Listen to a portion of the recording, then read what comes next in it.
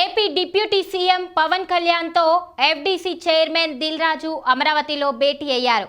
తాను నిర్మించిన game changer cinema త్వరలో విడుదల కానున్న విషయం తెలిసిందే.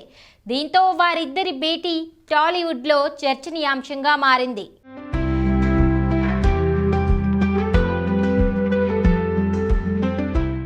దర్శకుడు శంకర్ సినిమాలకు సెపరేట్ క్రేజ్ ఉంటుంది. ఆయన దర్శకత్వం వహించిన సినిమాలు చాలా డిఫరెంట్ గా ఉంటాయి.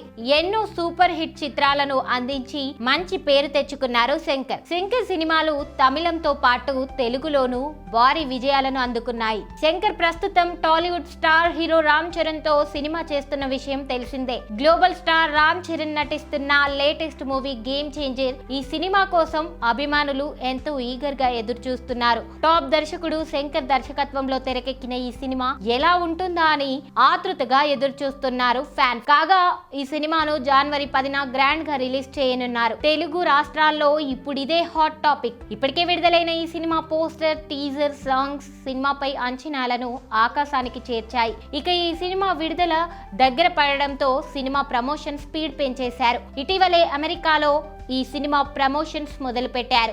తాజాగా ఈ సినిమా ప్రీ రిలీజ్ ఈవెంట్ ను భారీగా ప్లాన్ చేస్తున్నారు మేకర్స్.